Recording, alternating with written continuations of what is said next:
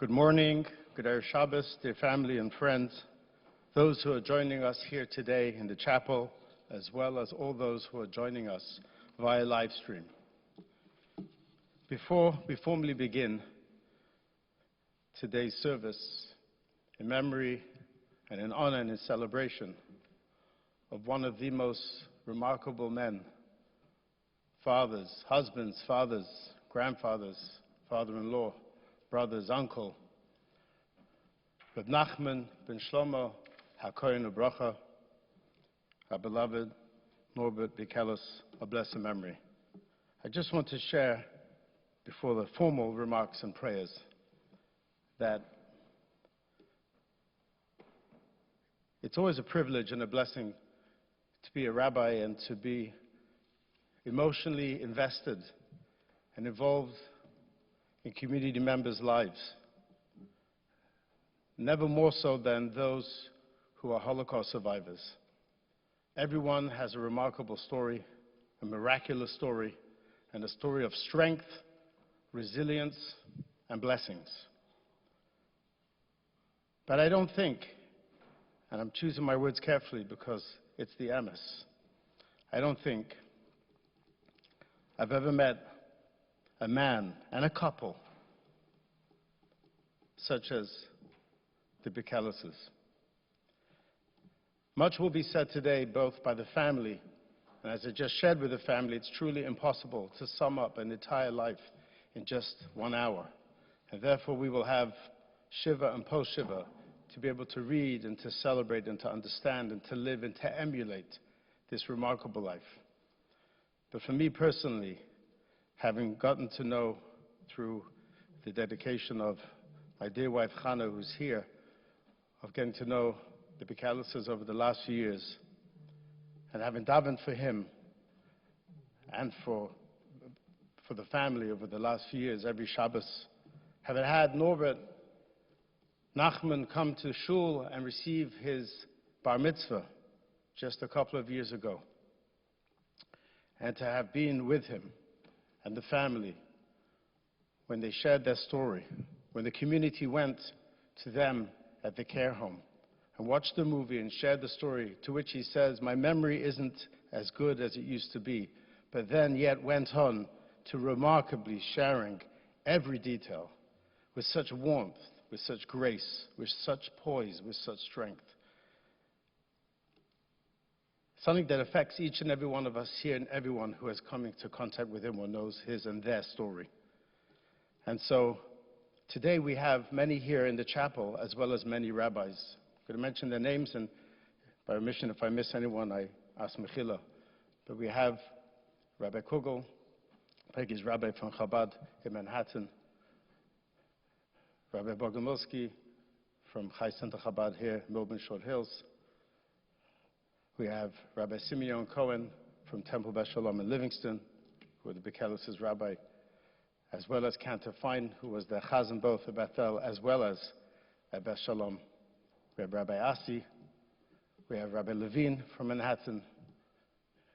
For a man that didn't claim to be overly religious or observant, he has a lot of rabbis who showed up Erev Shabbos to show honor, dignity, and respect to a remarkable man. For me, personally, there's so much I want to share, but I'm going to keep it short because it's important that the family share their feelings and emotions. But for me personally, we need strong leaders today in Judaism, in the world that's changing rapidly. When I got the call that Norbert had passed away, and I ran over to the care home, and over there was just Ed, and you were sitting with your beloved husband. Gerda, those moments that I experienced with you holding his hand, and looked at me and you said the words that I wish every human being could hear. Certainly every Jewish person who's going through a struggle today could hear, or anyone. This was a man who had every reason never to get out of bed, never to live life again. His parents stolen and died. You'll hear all the details. I'm sure you know most of it already. But he didn't only have a resurgence and grow a life and appreciate his freedom, appreciate the United States, appreciate Judaism, appreciate everything that was so dear to him. But he did so with such grace. He did so with never complaining, always happy, always upbeat. And he dedicated his life to giving back, to bring healing to society, to humanity. And he did so with a smile, with a full set of hair, and with an absolutely gracious, beautiful demeanor. My father, blessed memory, was similar. I look at him, the European men, the mention that they were. It's a different caliber. You can't duplicate this. So for me today, standing here representing my fellow Rabbanim, and all of Klal Yisrael, of our people, who say, if you want to know how the Jewish people are going to be strong, look at this man. Look at this couple. Look what they endured. And look how they lived a beautiful, blessed, fruitful, amazing life. We don't need any greater leaders and role models than this. So thank you. Peggy, thank you. Eddie, thank you. It's a special honor. Talk about special honor. We're going to begin today by asking two of Norbert's beloved grandsons. One who's going to join me here, Elias, and Emmett, who's joining us all the way live from Israel, to begin and to recite the first Psalms today. Elias?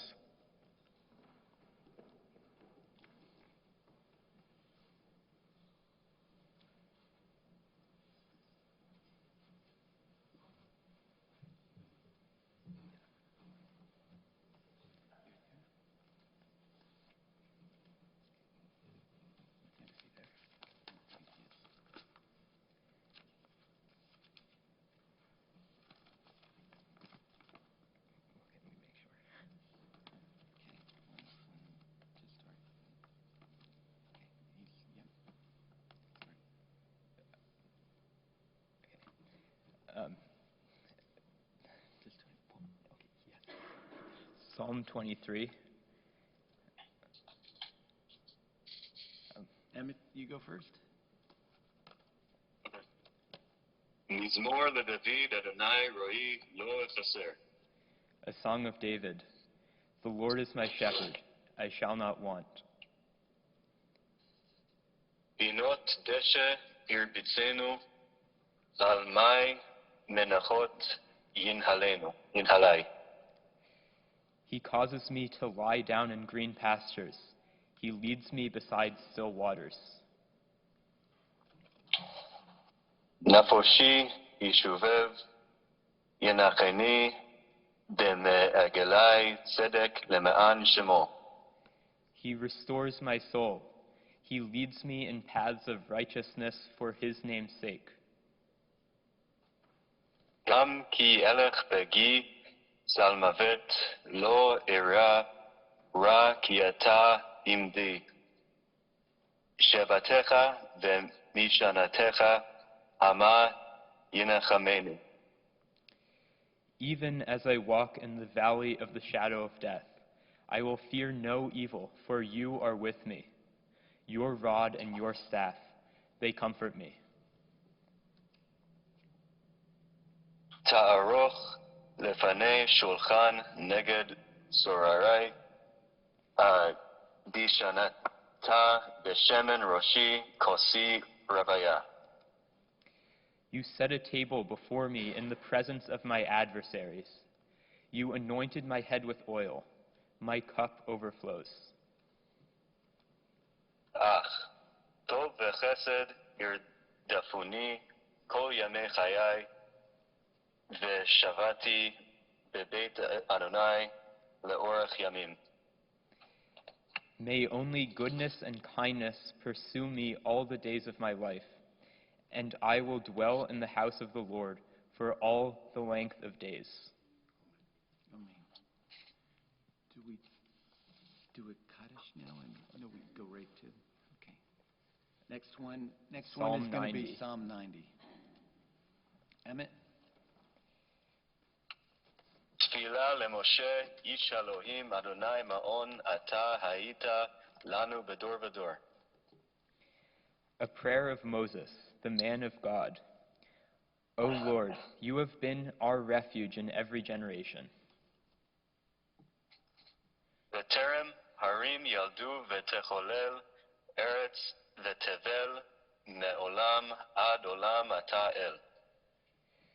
Before the mountains came into being, before you brought forth the earth and the world, from eternity to eternity, you are God. תשב אנוש עד דקה ותאמר שובו בני אדם. You return man to dust. You decreed, return you mortals. כי 1000 שנים בעיניך כיום אתמול, כי יעבור באשמורה בלילה. For in your sight 1,000 years are like yesterday that is past, like a watch of the night. זרמתם שנה יהיו בבוקר כחציר יחלוף. You engulf men in sleep. At daybreak they are like the grass that renews itself. בבוקר יציץ וחלף לערב ימולל ויבש. At daybreak it flourishes anew. By dusk it withers and dries up. כי כלנו באפיך וחמתך נבהלנו. So we are consumed by your anger, terror-struck by your fury. שתה עונותינו לנגדך, אלמונו למאור פניך. You have set our iniquities before you, our hidden sins in the light of your face. כי כל ימינו פנו בעברתך, כלינו שנינו כמו הגה. All our days pass away in your wrath. We spend our years like a sigh. ימי שנותינו בהם 70 שנה, ואם בגבורת 80 שנה, ורהבם עמל ואבן, כי גז חייש ונאפה. The span of our life is 70 years, or, given the strength, 80 years. But the best of them are trouble and sorrow. They pass by speedily, and we are in darkness. מי יודע אז אפיך וקירתך עברתך. Who can know your furious anger? Your wrath matches the fear of you. למנות ימינו כן הודאה, ונביא לבב חכמה. Teach us to count our days rightly, that we may obtain a wise heart. שובה אדוני עד מתי, והנחם על עבדיך. Turn, O Lord, how long? Show mercy to your servants. סבנו בבוקר חסדך, ונרננה, ונשמחה בכל ימינו. Satisfy us at daybreak with your steadfast love, that we may sing for joy all our days. שמחנו כימות עיניתנו, שנות ראינו רעה. Give us joy for as long as you have afflicted us, for the years we have suffered misfortune. יראה אל עבדיך פעליך והדרכה על בניהם. Let your deeds be seen by your servants, your glory by their children. ויהי נועם, אדוני אלוהינו עלינו ומעשה ידינו כוננה עלינו ומעשה ידינו כוננהו. May the favor of the Lord, our God, be upon us. Let the work of our hands prosper. O prosper the work of our hands. Okay. Emmett, I just want to say, as you know, my dad was so proud of you. Thank you for participating all the way from Israel. And thank you, Elias. Yeah, my honor. And, I was very proud of him. And still am. All right. Lehitrot.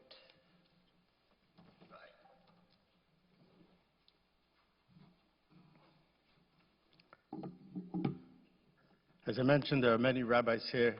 We're just going to call two to share short psalms. Rabbi Kugel, Peggy's rabbi, as well as Rabbi Cohen, Norbert, and Berta's rabbi as well. Rabbi Kugel.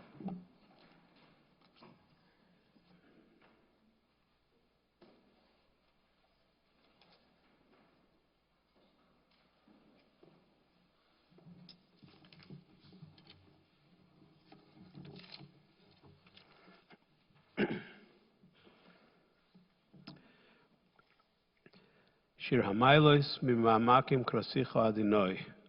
Adonai shima v'koili tiyena oznecha kashuvois v'koil tachanunoi. Im avenis tishmer Adonai miyamed kiimcha haslicha leman tivorei. Kivisi Adonai kivsa nafshi v'lidvorei echolti. Nafshi l'Adonai mishemrim laboiker shemrim laboiker. Yachel Yisrael al Adonai kim Adonai achesed v'harbe imay fedus. A song of ascents. Out of the depths I call to you, O Lord. My Lord, hearken to my voice. Let your ears be attentive to the voice of my pleas. God, if you were to preserve iniquities, my Lord, who could survive? But forgiveness is with you, that you may be feared. I hope in the Lord, my soul hopes, and I long for his word. My soul yearns for the Lord more than night watchmen waiting for the morning. Wait for the morning. Israel, put your hope in the Lord, for with the Lord there is kindness.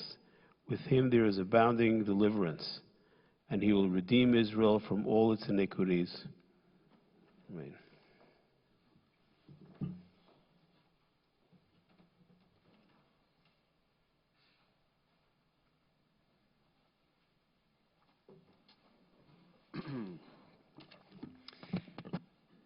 I also had the zchut, the privilege, to spend some time with Norbert and Gerda this past year. And if you have been in their apartment, you know their table is just covered in books, many of which are about the Shoah. And it was a remarkable sight to see. They had their whole life sort of just laid out in front of them. And I found that to be so moving. And just a quick, brief word of Torah before I read this text. This week's double parashah is Chukat Balak. And Balak was a Moabite king who hired Bilam, a soothsayer, to curse the Israelites, but when he gets to the Israelite encampment, he's literally incapable of uttering words of curse. All he can utter are words of bracha, and I think that's such a beautiful lens through which to view the life of Norbert and Gerda. They started their lives in a place of curse, really curse, and Norbert lived such a life of bracha, such a life of blessing, and we are all so blessed to have known him and have been touched by him. A reading from the 3rd chapter of Kohelet, the book of Ecclesiastes. L'kol zman ve'et l'chol chefetz tachat hashamayim, et la'leret ve'et lamut, et la'tat ve'et la'kor natua, et la'harog ve'et lirpo, et lifrotz ve'et livnot, et livkot ve'et lischok, et sephod ve'et rakod. A season is set for everything, a time for every experience under heaven, a time for planting and a time for reaping, a time for keeping and a time for discarding, a time for loving and a time for hating, a time for embracing and a time for refraining, a time for slaying and a time for healing, a time for laughing and a time for weeping, a time for dancing and a time for wailing, a time for birthing and a time for dying, a time for speaking and a time for silence, a time for seeking and a time for losing.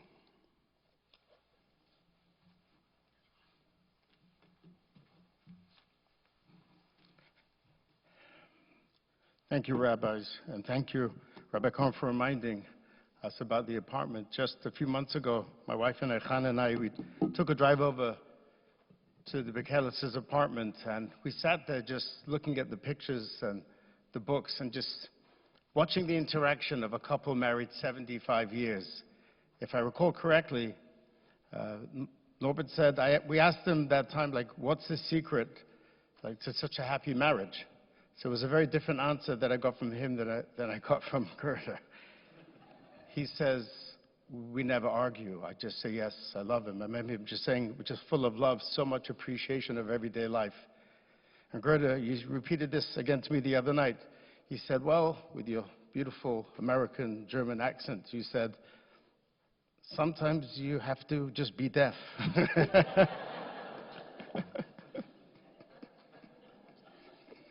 We'll take both advices.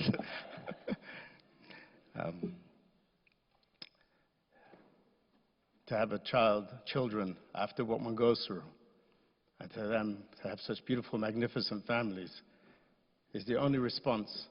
It's the only legacy that we have, the living legacy. I'd like to ask Peggy to please share some words with Dad and for Dad. Thank you.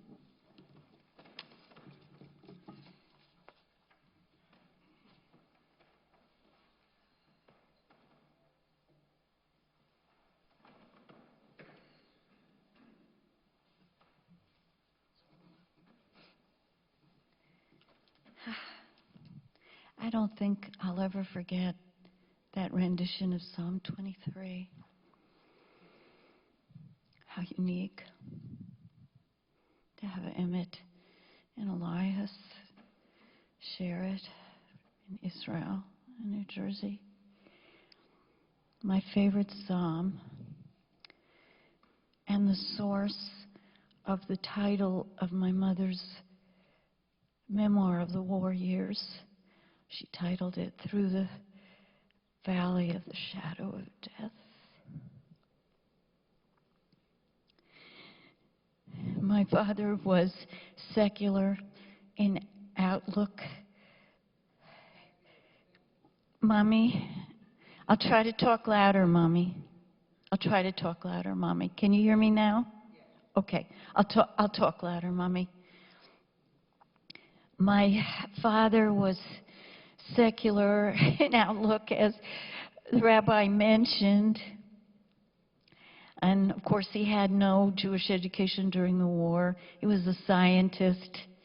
He wasn't particularly drawn to religious outlooks. But as my brother and I, in our young adult years, became increasingly interested, Jewish curious, and increasingly observant, he was nothing but encouraging. And gradually, he and my mother began taking on some of the observances, lighting candles every Friday night.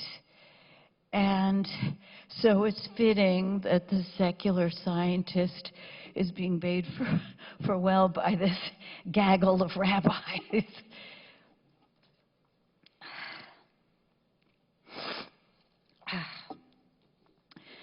My father, my beloved father, Norbert Bikales, was a warm, charming, extremely handsome man with undeniable charisma. Even in his final years in assisted living, women would often tell me, "Your father is so handsome." I suspect that few people who met this upbeat, smiling man would have guessed the horrors he survived as a child and the depths from which he climbed to create a triumphant life in America. My father was born on January 7th, 1929 in Berlin, Germany, and that was not a good time or place for a Jewish child to arrive. His parents, Salo and Berta, struggled to support Norbert and his older brother, Richard. And when Hitler came to power in 1933, the difficulties intensified. On October 28, 1938, my 9-year-old father heard noises in the middle of the night, and when he woke up the next morning, his mother was crying. The police had come during the night and arrested his father and brother. That night, my father told us, marked the destruction of his family. Before my grandmother was deported to her death, she arranged for my father to go on a Kindertransport to France with a Jewish organization called OZE. It was through the heroic efforts of OZE that my father managed to survive. OZE moved the children from place to place as the Nazi stranglehold on France tightened.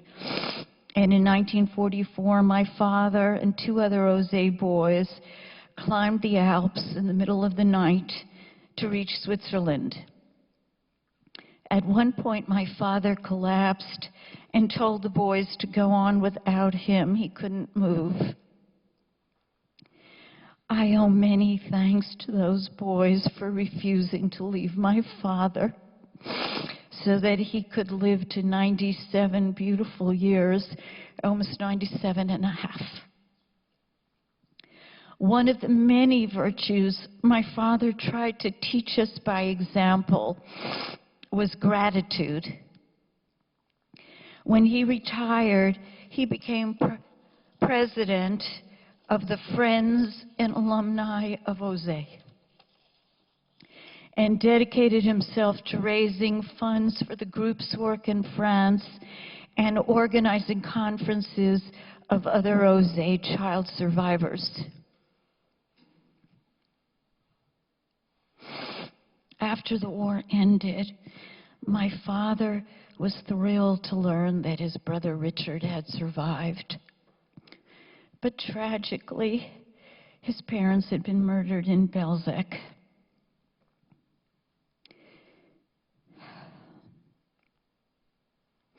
The brothers agreed to move to America as their parents had wanted, and Richard's sons are here with us today.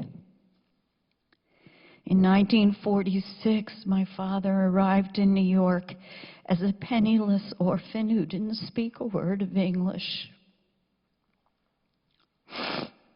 Fast forward, he made a complete success of it.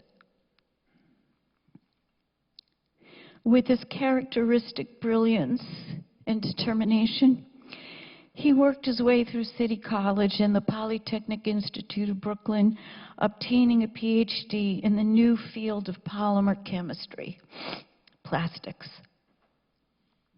He began his career as a research chemist at American Cyanamid, moved on to become the editor of the 16-volume Encyclopedia of Polymer Science and Technology, and then served as the director of the Polymer Division of the National Science Foundation for 19 years.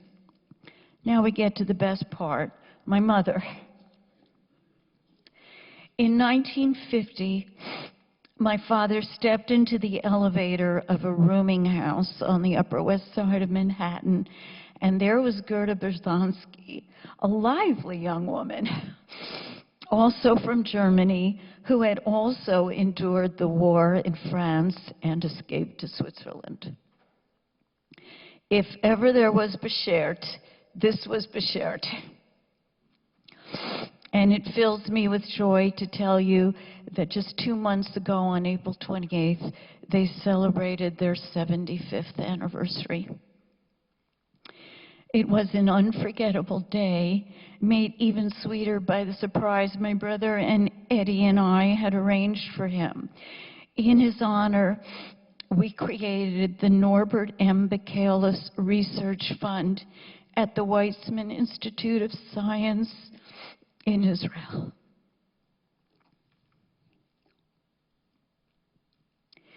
The capstone of my father's career was a triumphant return with my mother to France, the scene of their terrified childhoods. when Dad was appointed director of the National Science Foundation in Europe. From his elegant office in the American Embassy in Paris, Dad served as America's diplomatic envoy to the European scientific community for 3 exciting, adventure-filled years. They were often visited by their adoring family. And now let me introduce you to Dad's descendants. There's me, Peggy, the oldest, and firstborn in America. My brother Eddie. There are 5 grandchildren, some of whom you'll hear from today. And the 5th one who can't be here today, you heard his voice from Israel, praying for his beloved grandfather.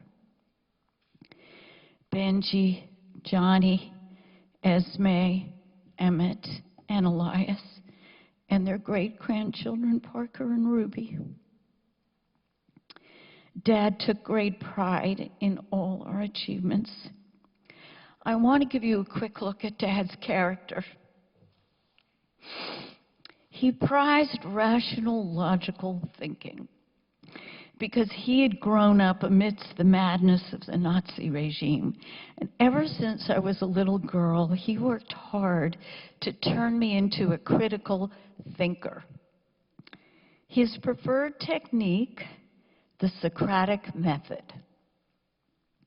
You know what that is. Like Socrates, the teacher poses question after question after question to a student until they finally reach a logical conclusion. One particularly scorching session ensued when I innocently asked my dad, "How does Santa Claus get into a house without chimneys?" About 70 questions later, I painfully deduced the truth about Santa. I have distinct memories of crying in the back of the car around age 5. No more Socratic method.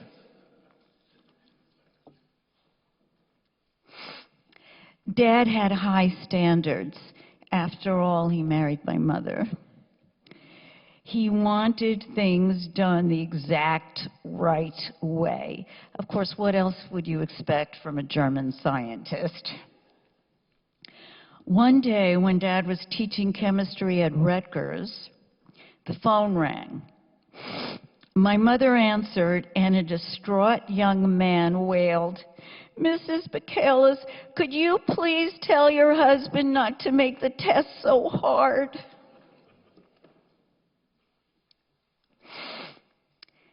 Dad was strong in his thinking, but not rigid.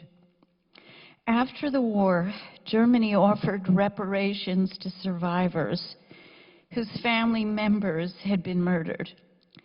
Dad refused to take a dime, even though he was struggling all on his own, because he thought they were offering blood money to buy off their guilt. In 1962, we moved to Livingston. And Dad didn't have enough money for a down payment for a house. He asked himself, what would his parents want? Would they want him to be able to provide a home for his family? He decided to take the German payment, and that served as the down payment on our home on Glendale Road.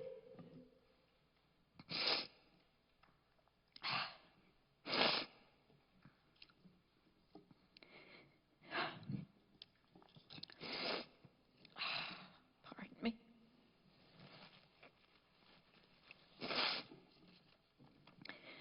Despite everything that he had suffered, Dad declined to be bitter.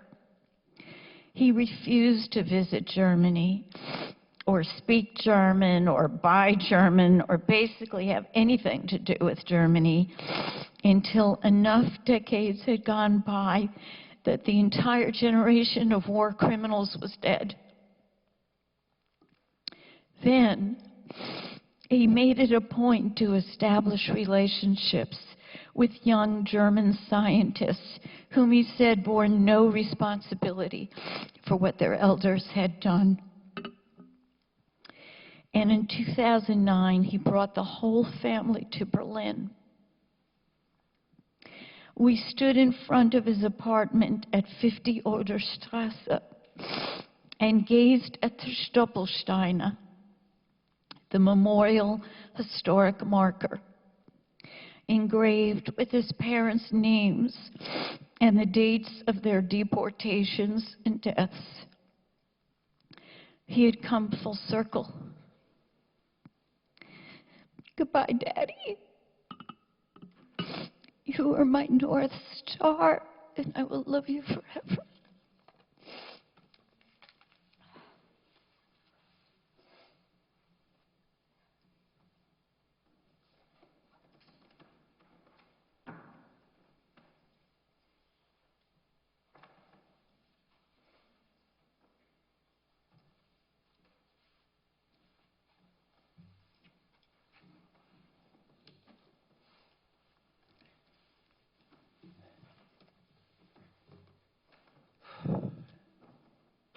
Well, a couple things just on what my sister said. She mentioned how good-looking my dad was. All right. You mentioned how good-looking Dad was. Well, I used to accompany him. I used to be kind of his manager, both of my parents, getting them gigs at high schools to talk about the Holocaust. And on at least 2 occasions, the teacher hit on my dad, so.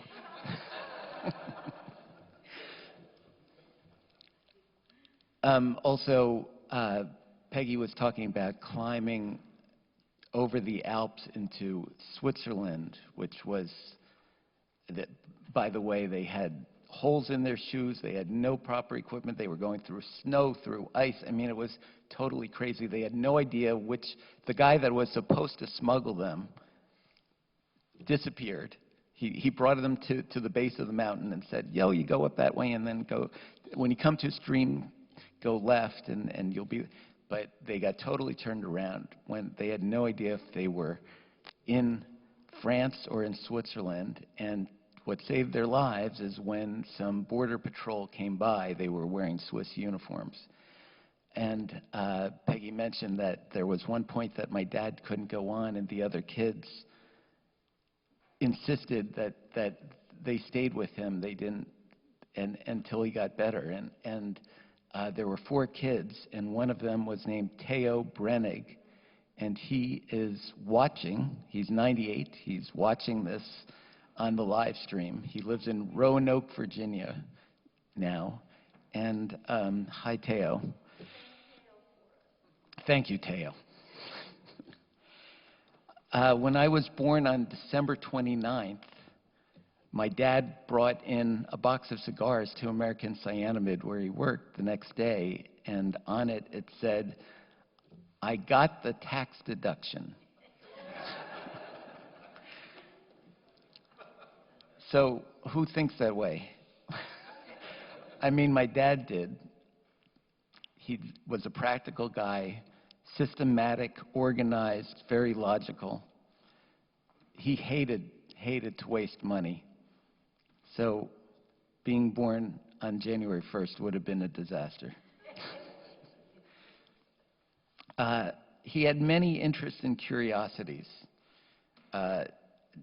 about things. He liked things. He didn't like expensive things. He couldn't care less about a brand, but he collected stamps. He collected coins. By the way, if anyone knows what to do with these collections, tell me afterward. He collected classical music records. He put together a home stereo system, as was a big deal then. He had wine. He was a connoisseur of wine, and on his hard drive in his computer, I found spreadsheets for all of these things with his reactions to every time that he had a wine, every time, all these things he kept records on meticulously. He also was into photography. He had cameras with different lenses and different types of cameras. And you would think, well, having these cameras, and he didn't care again about the brand, but he was really into this photographs.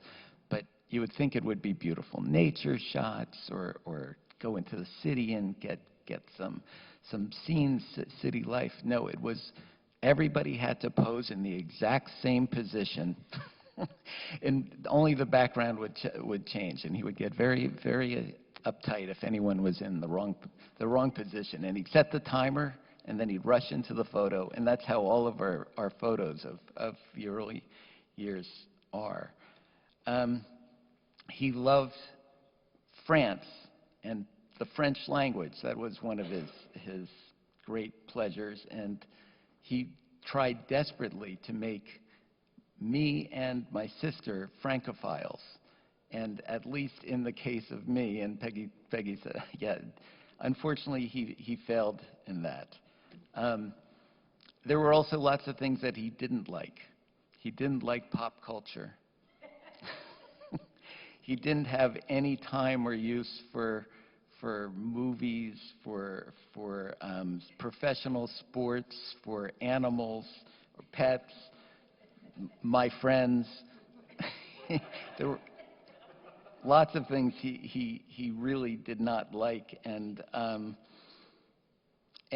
he saw lots of things that most kids my age were doing, and I wanted to do, most of them as a complete waste of time. So he really prided himself on being an intellectual. He was very iron-willed, and my grandmother used to always call him, my mother's mother, his parents didn't survive, used to always call him stubborn. He's so stubborn. So one time we were visiting Aunt Becky, who my cousins remember, and my sister. I was about 7 years old. This was at Hebrew Home for the Aged, and the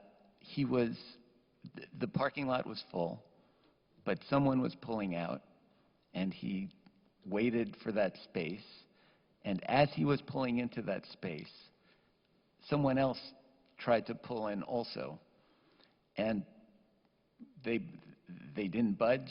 They got out of the car. Both of them insisted that they had seen the space first. This standoff went on. Eventually, my sister and my mom and I went up to see Aunt Becky. We came down. By the way, other spaces had opened up. He never saw Aunt Becky that day. So as I mentioned, he and I, in many ways, did not share a lot of interests. He considered my interest, the word that he would use, lowbrow. But things that we did bond over, we both enjoyed skiing a great deal, and really history. I was very fascinated by the history of World War II, and as I got older, to me that was about the great powers, the clashes, the war in the Pacific, everything. And as I got older, I began to understand more of the Holocaust, what had happened, and I was just endlessly fascinated by my parents' stories and my grandparents' stories. And we really bonded over that, and my interest continues to this day. I've been to Ukraine 3 times in the last few years to visit some of these sites. And another interest that we shared was aviation. We would get into a debate. Whenever a plane went overhead, we'd get into a debate. Was that a Boeing 707 or a Douglas DC-8? We'd have these debates. And why was he interested in aviation? Well, He grew up in Berlin directly across the street from Tempelhof Airport, which was Hitler's airport, and directly across the street, and the planes would come right over his building because the runway literally ended across the street from him. So when he was growing up, it was constantly plane after plane after plane coming in, and he loved that, and he loved to look at the planes, and he would always tell us about the time that there were, when Hitler was coming in, there were bands playing and people lined up right over on the other side of the fence, and there was a time that the plane came in, and out the window, there was a window back then in planes, and out the window was leaning ahead, and he thinks it was Hitler, and it made him sick even then. But this ability to identify planes came in handy years later, not that many years later, when he was in France. And one thing about the story that I should tell you is that he actually escaped from the Nazis 5 different times, because wherever he went, the Nazis would soon come and take over. So he did get to France. That's wonderful, in the Kindertransport. But then the Nazis took over northern France, and then they took over southern France, and then they took over the Italian sector. Wherever he went, the Nazis came, and life immediately became extremely dangerous and treacherous. So he spent a lot of time under the Nazi occupation, but in any event, when at one point he and these children, being protected by Jose, were just on the run from the Nazis were coming in. They were south of Paris, and they were on the run, and they were in a barn, and it was night, and there were bombs dropping, and it was just extremely dangerous, not because of the Holocaust, but just because of war. And my dad could identify the planes coming over. Everybody was looking to my dad, because my dad knew the German planes by the sound of them, and he could tell you if they were a bomber or if they were a fighter or whatever, and whether you had to worry about it or not.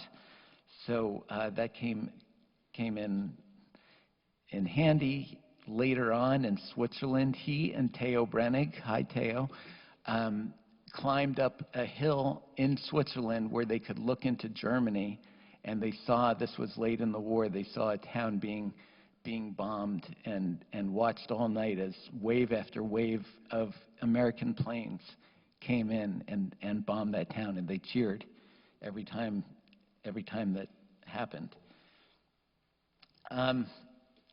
Let me, I guess, yeah, I'm almost done, Rabbi. He told me 7 minutes, but sorry. One thing that he hated was schmutz. Who knows the word schmutz? Almost everyone, okay.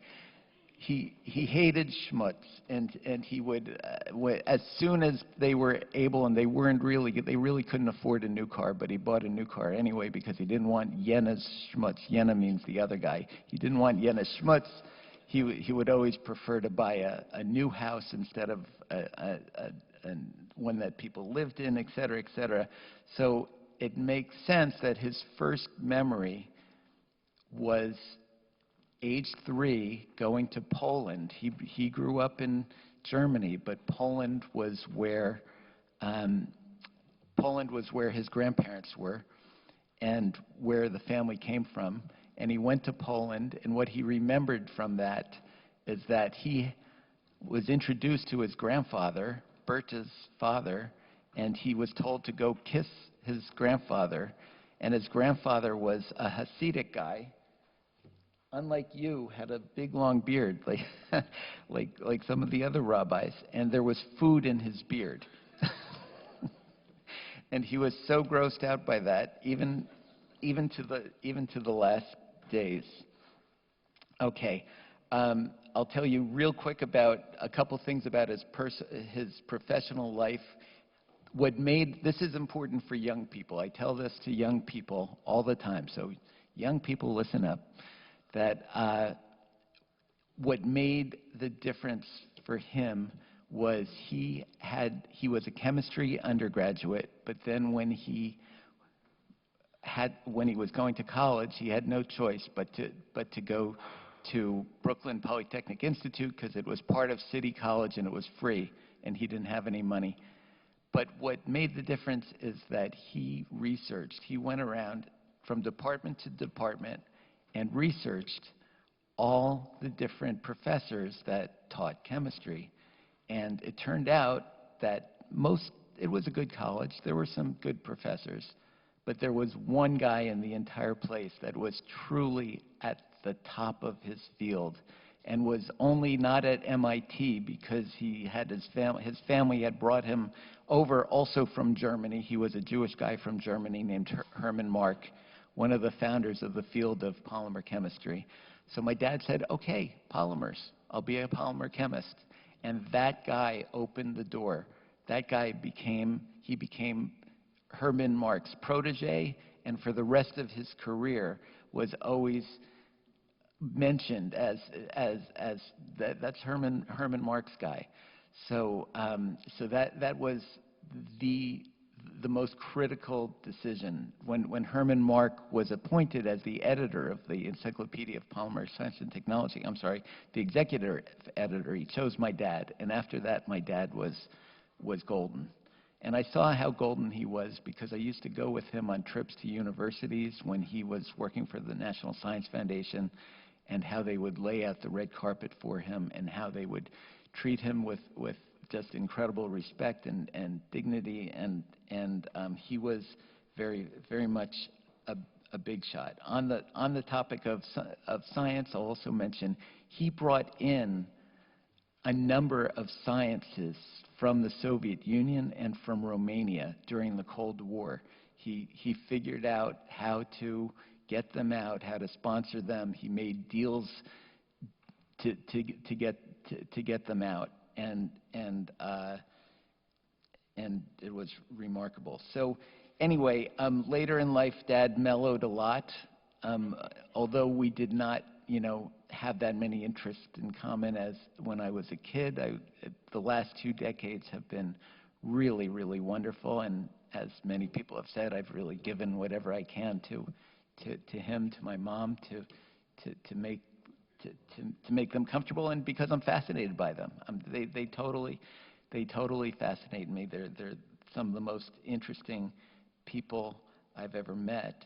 I would suggest to people that don't know this that if you're interested in my dad in his own words, go to YouTube, type in his name. There, he did about a 3.5-hour interview with the Shoah Foundation. There are hundreds of comments underneath that. Half of them are about how handsome he is.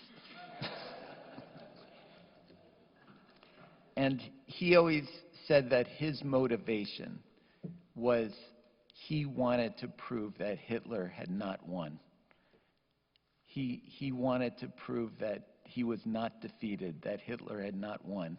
That was one motivation. The other motivation was he wanted to make his parents, Salo and Berta, proud. He always imagined that they were looking down, and he wanted them to be proud of him. So Dad, you won. You beat Hitler. Salo and Berta are proud. Thank you for the gift of all these years, 97 for you. I miss you.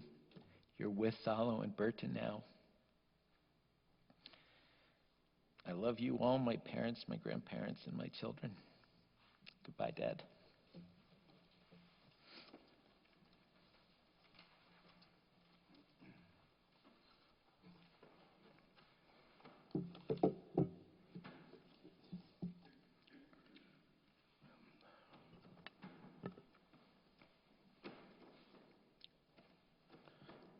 Just before we call upon the last speakers, the grandchildren, just like to add 2 things that just came to mind. think about the decision one makes. I don't want to take blood money, but I need to have a family and want to give them a chance at life. And not only did he beat Hitler, but he showed the world what it means to live as a true human, as a true mensch, as a proud Jew, and a proud American. I was in Berlin at those homes, and I saw the stones outside, and they leave on the facade the bullet shells and the indentations to remind people that there were innocent, beautiful people who lived here. And today, how ironic, Eddie, yesterday, there was an alliance between the security defense of Germany and Israel. Who would have thought? But yet, and my mother's a blessed memory from Switzerland, and yet I remember your father saying very clearly that when he came down the mountain alone with his friends, not only did he have no koach, no strength, but he said he was so scared that he thought that the soldiers ahead of him were Nazis because they had the cross, but yet it was truly the Swiss emblem. It was the cross from the Swiss. And he just couldn't go near them, thinking, I ran all this way and I'm running into them. And now it's not so safe to live as Jews in Switzerland. So how times change. But the truth and the fairness and the kindness and the resilience and resistance of your father and your mother to be able to create this next generation is a message for all of us, for all humanity forever. I just want to add one more thing, that Peggy and you, the Torah says that there are two mitzvahs that one receives the reward for long life. Arichas Yomim. You have honored your parents above and beyond. You took care of your father and mother every step of the way, both of you. Like a little child being with a parent. And when you lose a parent, you're not 50, 60 mourning them. You're a little child holding their hand. And Dad thanks you for that today.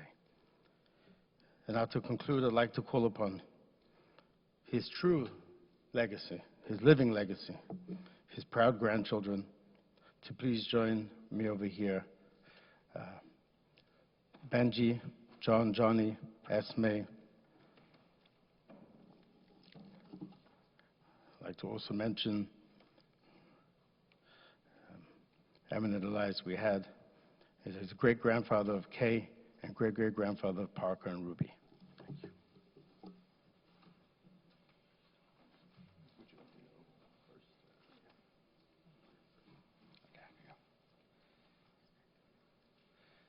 Hello, everyone. Thanks so much for being here. I wanted to talk a little about,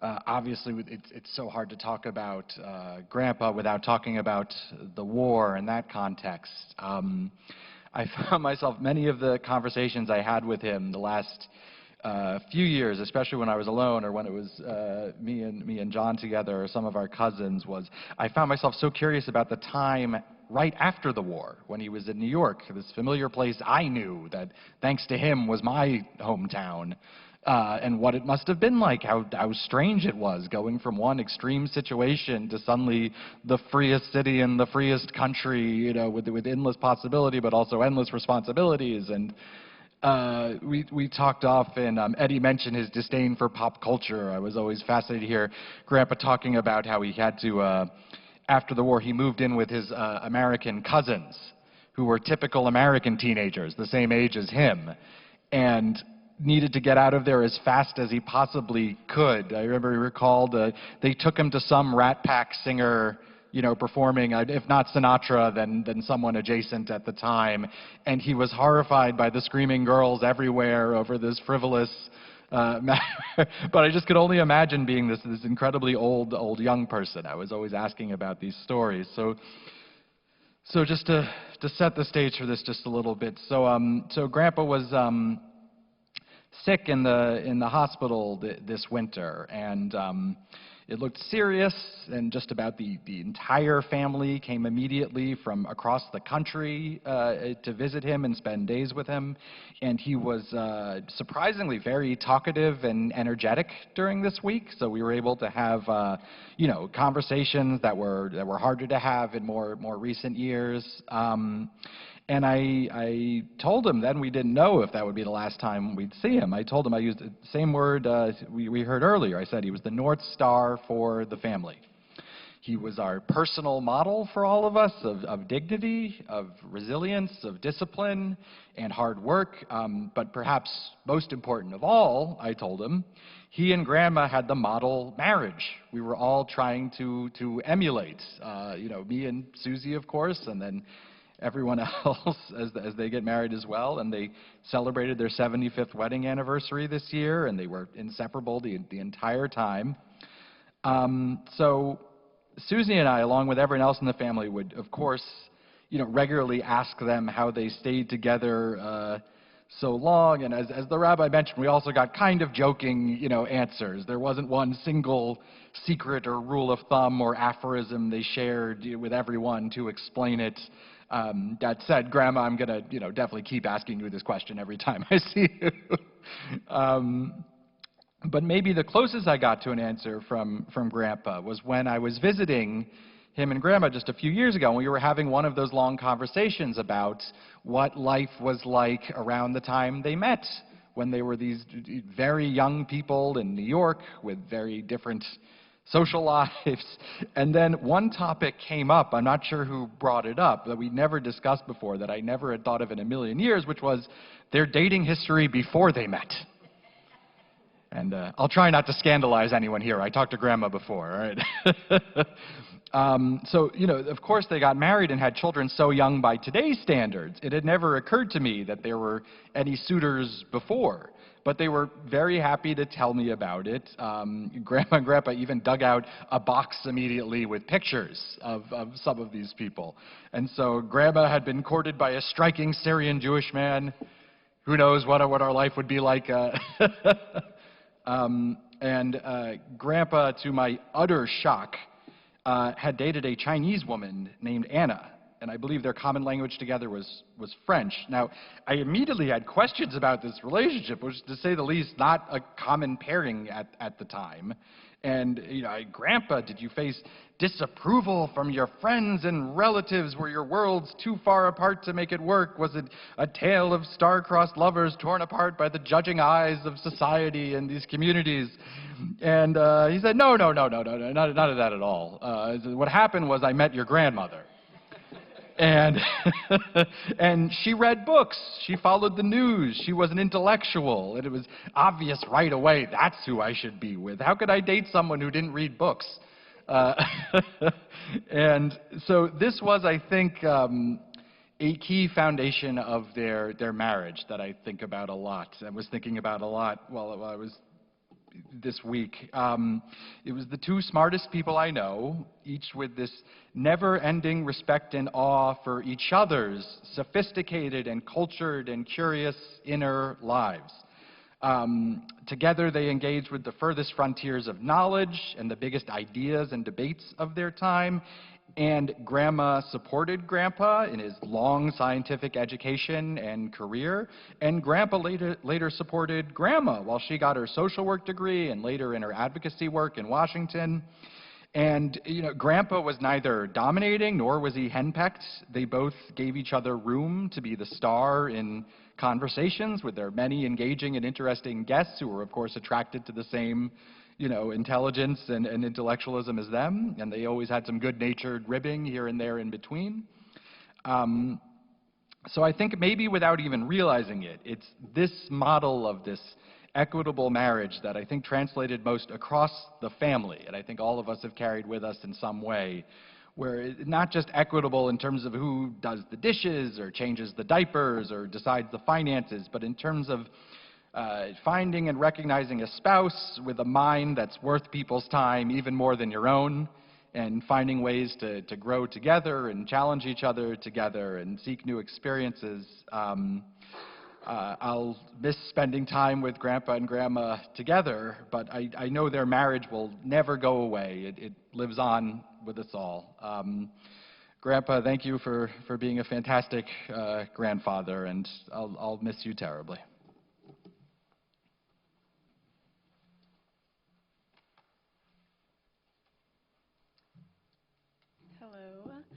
Hello. Before I start with my speech, which is, I promise, not very long, I just wanted to say a special thank you to my father, Peggy, and Linda for all of the care that they have shown to my grandparents over the past 20 years, but especially in the last few years. So thank you guys, really. Okay, I'll always remember my grandpa Abba for his humor, warmth, and care. Does anyone remember his laugh? His laugh is one of my favorite laughs ever. I'm very lucky to, have his hearty chuckle kind of in my mind. And as the rabbi said before, what was so remarkable about Abba was his appreciation for his day-to-day life, his simple life.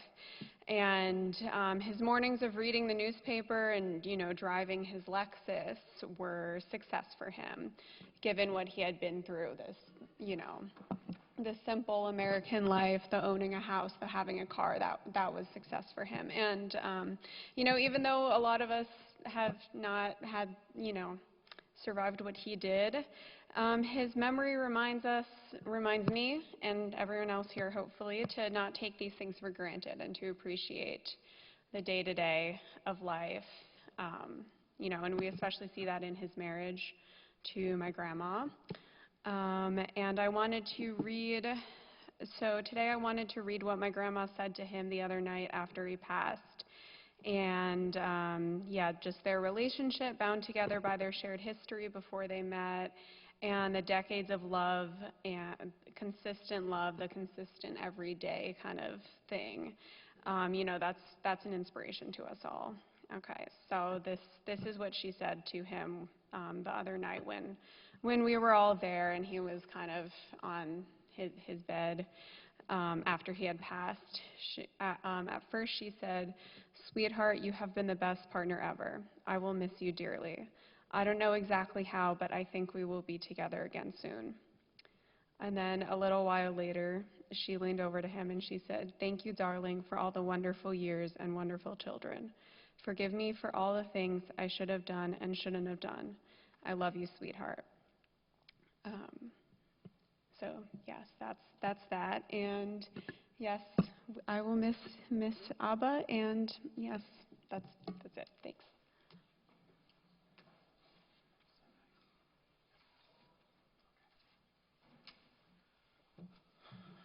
Okay, I think I'm last. Oh, okay, sorry. I don't mean to say that. Okay, never mind. First, I want to echo what Esme said and send gratitude to my mother, to Eddie and Linda for their continued care of Gerda and the diligence that they had with Norbert until the end. I live in Los Angeles, and it was such a comfort to know that they were being cared for in such profound ways. I want to begin with words from Norbert himself. This is from a speech that he gave at the 70th anniversary of the liberation. This is a scene from him in Switzerland. On the 8th of May, I was in an Ose children's home in Geneva. Because I had followed the news closely, I knew that the end was near for the 1,000-year Reich. Although I had not feared for my own life while in Switzerland, I nevertheless felt a great sense of relief when the German surrender was officially signed. The wholesale killing was now clearly over, especially for the Jews, and in a sense, I now felt really liberated. In spite of everything, I had survived the Nazis! Exclamation point. My first impulse was to celebrate. With several of the boys from Ose, I went to the center of Geneva. The Swiss were jamming the streets and expressing wild enthusiasm. Although they had not suffered anything resembling what had befallen their neighbors, they also felt a great sense of relief. We boys observed that with some amusement, and we did not really want to join their festivities. One of the boys said the communists were having a parade of their own, so we decided to join them instead. After the heady celebrations were over, we children, I was 16 at the time, now had to face, soberly, some really serious questions. For me, the main ones were, where are my parents? Where is my brother? Where are my other family members? What happens to me now? Where do I go? What do I do? As my mom said, throughout history, if you were to pick a life, a poor Jewish boy in Berlin in 1929, probably bottom of the list. Norbert drew a short straw, but he had a few things going for him. First, his fierce intellect. Everywhere he went, he was at the top of his class. When he was hiding in France in a French school, a language he did not grow up with, he was not only the #1 student in the school, he was the #1 student in the entire region. It was an intellect that saved him and that later allowed him to pursue his remarkable career. Second, he had a non-Jewish sounding name, Bikales. German, Polish, French, who knows? But it helped. And third, he had his extraordinary parents, Bertha and Salo, who had the foresight to make an unthinkable decision in sending away their 10-year-old boy in a train into France, into the unknown. So with those, along with the bravery of those who sheltered him, the companionship of his fellow children who lifted him up and are watching today, Norbert made it to that Liberation Day where he was asking himself, what do I do? So let's discuss what happened to the man. Norbert was an accomplished man, as the many accolades you heard about today will attest to. Degrees, patents, international renown. I cannot tell you how cool it was as an 8-year-old boy to go with my grandpa to the American Embassy in Paris at a party, this palace. It was an amazing experience. He had a distinguished career from an immigrant orphan who earned his PhD completely broke while raising a young family. Norbert was an elegant man, refined taste, French wine, the opera, his famous thick hair, always perfectly parted. I hopefully have inherited the hair, but I definitely did not inherit his care of it. So one memory, 10 years ago, Grandma was at the ER, and Grandpa, of course, was by her side all night at the ER. This is him in his 80s. We know you cannot separate the two, as the staff at Sunrise have learned. At the ER, though, I went the next morning, and I saw something shocking, which was a beard, a stubble on my grandfather's face. I literally did not know he was capable of growing a beard until that moment. I just learned at that moment that he was diligently shaving every single day of his life perfectly. Norbert was a devoted family man to his children, to his grandkids, and of course to Gerd, his wife of 75 years. Their relationship, their commitment to one another is my North Star as I'm set to marry my fiancée Matisse, who I'm so glad got to spend time with him. Norbert was a man of incredible generosity. From paying back the debt that he felt he owed to Osé, the charity that saved his life, which he later had the honor of helping lead, to those who saved him during the war. In 2000, Norbert arranged for many of them to come to America for a Holocaust conference in Washington, D.C. that he organized. And Norbert ensured that they got to witness firsthand, years later, the countless lives and families that they personally were responsible for saving. It was an extraordinary moment. Esme, my cousin, took her first steps there. Yeah, I remember that. He was generous to the scientific community in which he devoted his professional life, which culminated in his dream job for decades at the National Science Foundation, where he got to approve grants for cutting-edge research, the coolest job for a scientist to have. And he was generous within our family. When my father got sick, Norbert and Gerda supported his care without question.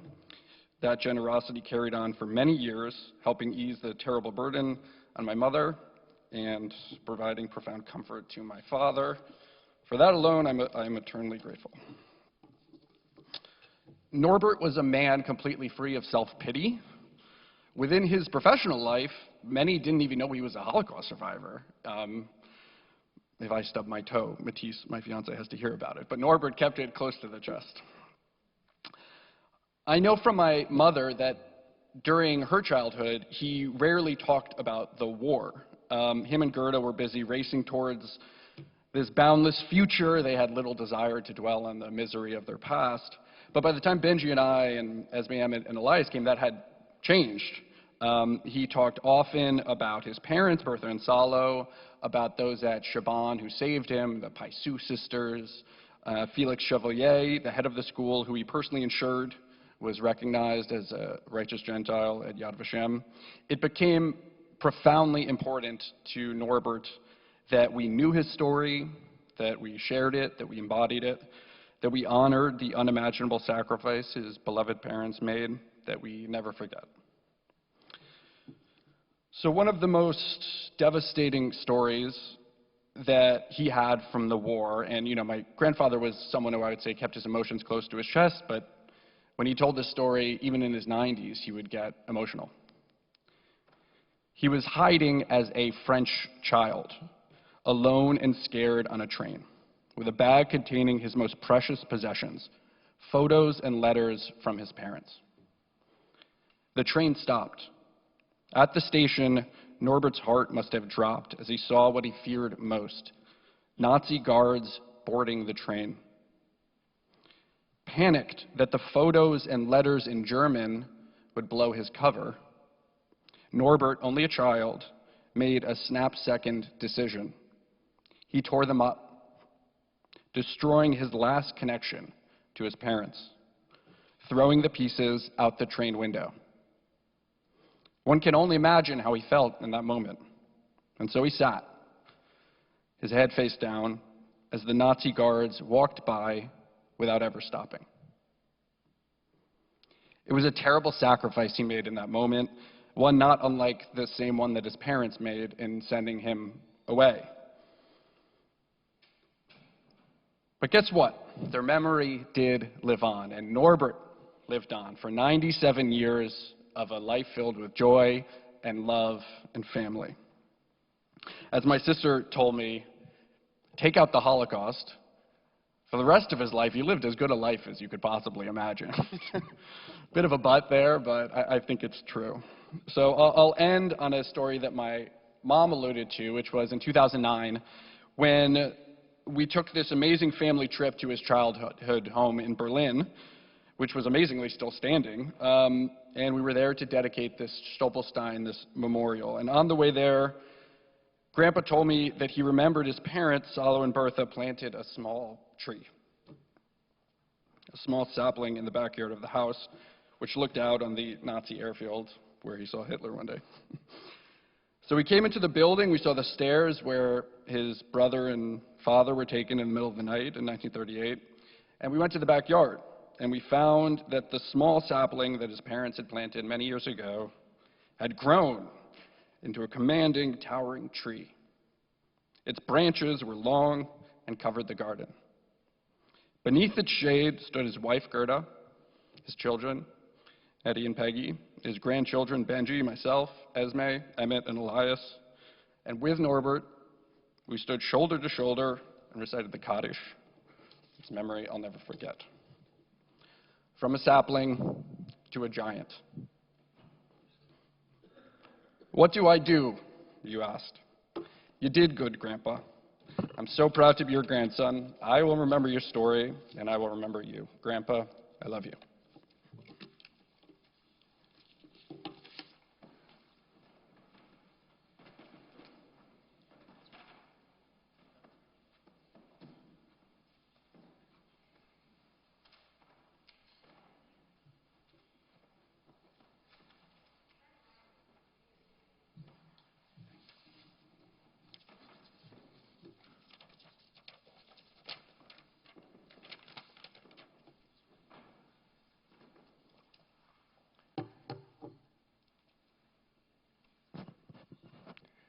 My beloved Uncle Norbert, Uncle Daddy, as we called you when we were little, was a big part of my life since childhood. You and your family were the only relatives we had. You and my father and their wives, my Aunt Gerda, my late mother Charlotte, built your American lives and families after the horrors of the Holocaust at the same time and hand in hand. The two brothers' 8-year age difference had been bridged by the war and the post-war disruptions. Norbert, your first child, Peggy, and I, also the first, were born just 3 months apart in 1952, which further deepened the bond between the two brothers. Norbert, you and my father were both driven by a passionate determination to not let the Holocaust define you. You both had a strong drive to build successful careers while remaining actively engaged in your communities and in this miraculous country that took you both in so generously. Memories of the Holocaust, of course, were never far away, but it would have been unthinkable for either of them to let those memories impede your contributions as citizens. I'll share a few memories. You know, during my college years, Norbert continued to play a big role in my life. Norbert, you did, Uncle Daddy. And I'm still grateful for an encouraging letter you sent me in Denver when I took a year off from school, unsure what I wanted to do next, and a year that turned out to be a turning point in my life. Your encouragement, your reaching out like that surprised me and really moved me. And Norbert, I remember very well you coming to join us and observe and celebrate my college graduation when I eventually made that a few years later. After the mid-1970s, I spent most of my own career in Asia, and I saw less than before, Norbert, of you and your family, although Helen and I always deeply enjoyed seeing you and them when we visited New York. We will always cherish the great warmth with which you welcomed Helen into the Bikales clan. You would spare no effort to take very good care of us when you saw us. And Norbert and Gerda, I will never forget your waiting for me at Newark Airport in 2015 when I came back to spend a short time in New York. And you were there with a sign, "Welcome home, Billy," a sign which I still have. It's something I cherish. And then Norbert, already in his mid-80s, drove me to my apartment near the UN and helped me get settled in. In 2021, Helen and I moved back to the US, and we settled in New Jersey, just outside Princeton. Since then, I was able to see more of Norbert just in these 5 years than I believe I did in the 45 years before then. And I got to know you much better as a human being than I ever had before. Norbert, you were an amazingly gracious and thoughtful person, right to the end. To this day, I cannot fathom how a man who never saw his parents after he was 10 grew into such a gentleman with such old world manners. Helen and I were amazed that when we visited you and Gerda at the Point, your place here in Livingston, Norbert, you would always come wait for us at the elevator when we came in to help us carry things that we were bringing to your apartment. When work took me back to Asia on a few occasions after we came back here, Norbert, you always immediately and very sincerely told Helen to make sure to call you if there's anything he could do to help you while I was away. Norbert, you were in your 90s at that point. You were only partially mobile, but you meant it. You said that with total sincerity.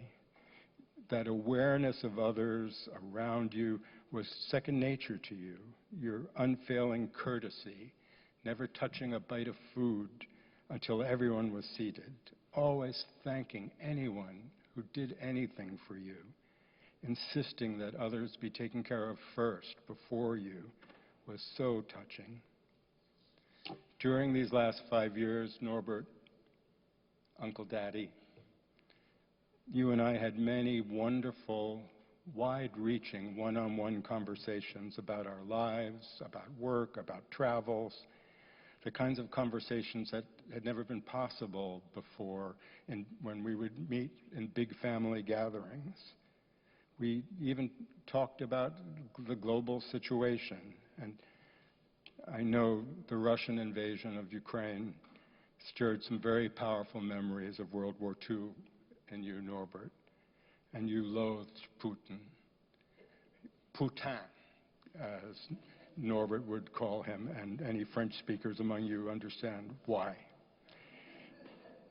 Norbert, you talked about the vicious anti-Semitism in Ukraine during the Holocaust, something which my parents had experienced personally and had told you about. But at the same time, you were always emphatic that Ukrainians today should not be blamed for the past. Your wisdom, your humanity, and your refusal to suffer fools gladly shone through at 95 as much as ever before. Norbert, in those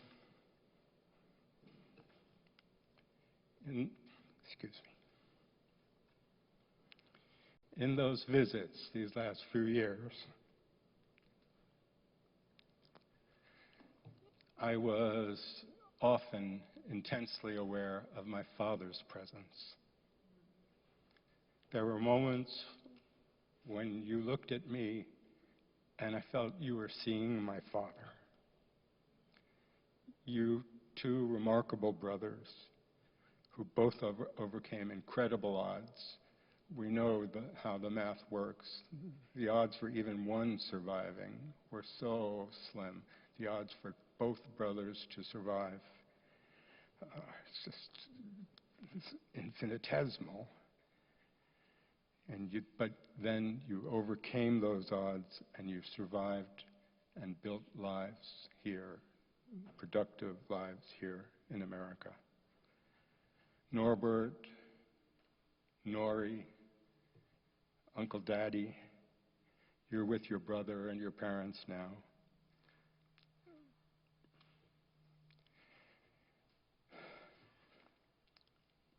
Rest in peace.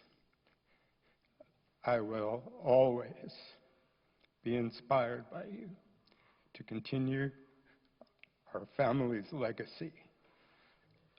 And this is a quote from my father, but it could have been from you, of making our community, our country, and our world better places than they were when we first came to them.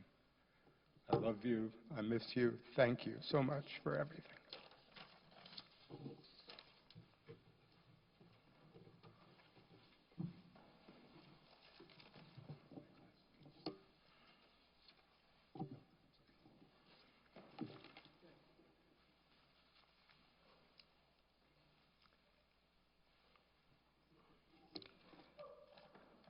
Ours was a small family.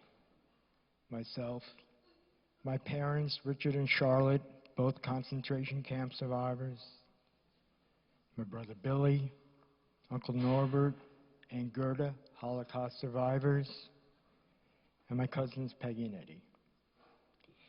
Death to me was always a paradox. So much of my family killed by the horrors of Hitler.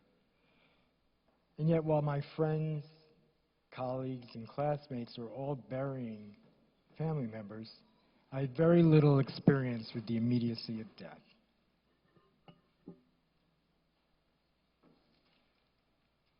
And I still struggle as we all do.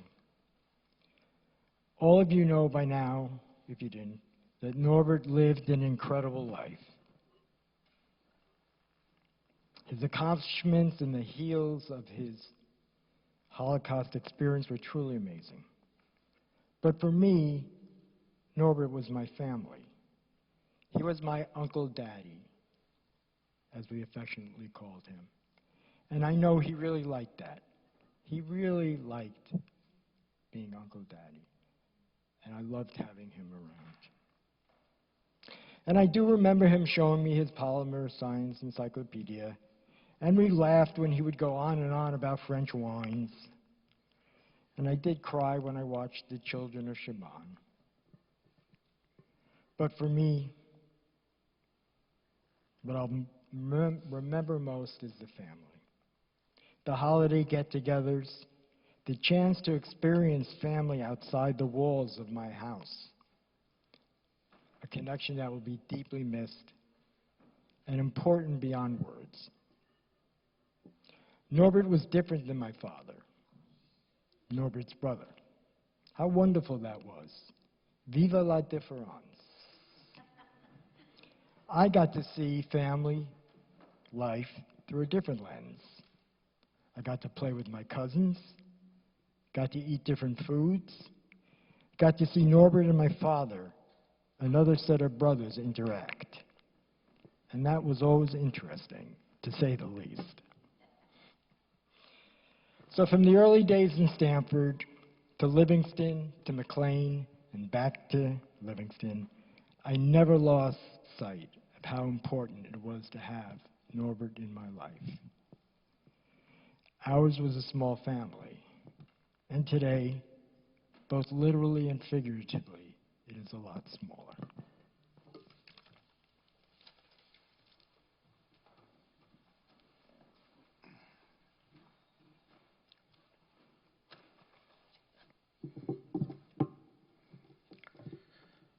Thank you to everyone who shared. Due to the late hour, it's our Shabbos. I'm going to reserve my remarks for my Shabbos blog, Shabbos Farbrengen, Sunday through the Shiva. I will just wrap up with one thought, and that is that you were also blessed to have a remarkable husband and father, and we, by extension, a role model, a leader.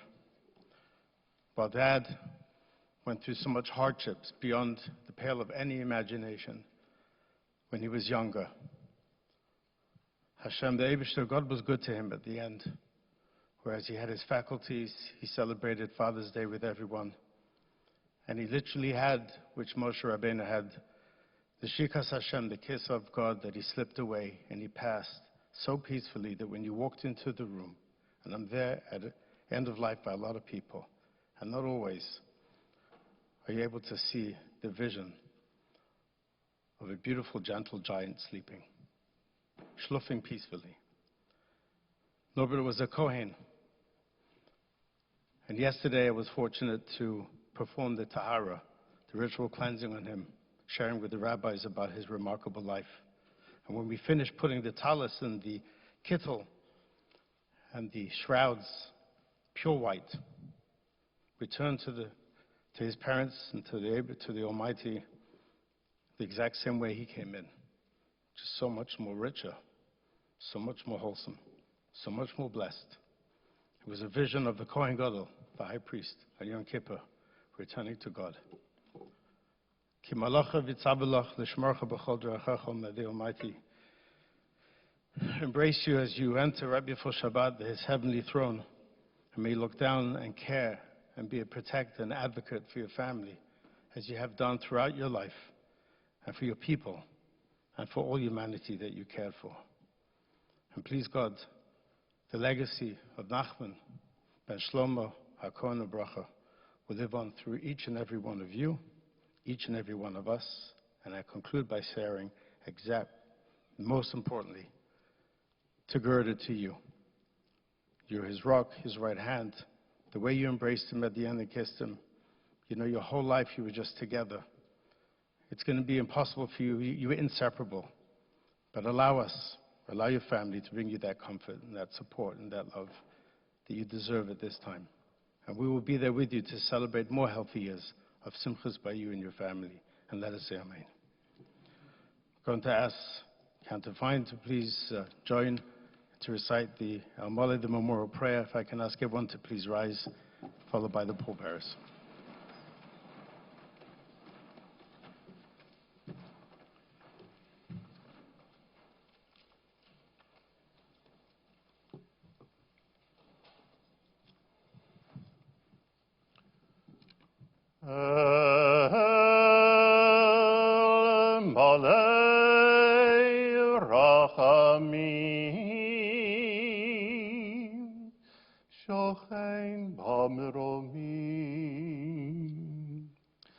Hamitzei menucha nechona, tachat kanfei ha-shechina. V'malot kedoshim utehorim, kezohar harakia hamazhirim.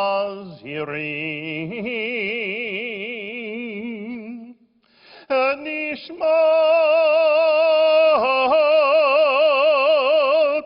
Nachman ben Shlomo HaKohen uvracha shehalach leholamo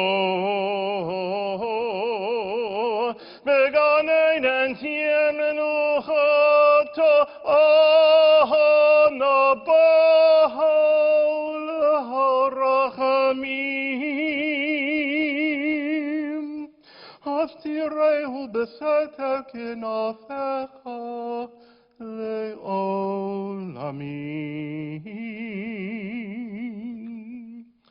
Utzerar pitrar hachayim et nishmato Adonai hu nachalato v'yanuach b'shalom amishkavo v'nomar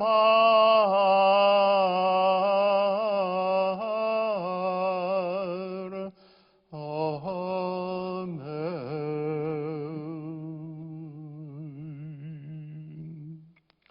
O God, exalted and full of compassion, grant perfect peace in your sheltering presence among the holy and the pure. To the soul of Nachman ben Shlomo HaKohen uvracha, Norbert Bikales, who is gone to his eternal home. Master of mercy, we beseech you, remember all the worthy and righteous deeds that he performed in the land of the living. May his soul be bound up in the bond of life. The Lord is his portion. May he rest in peace. And let us say, Amen.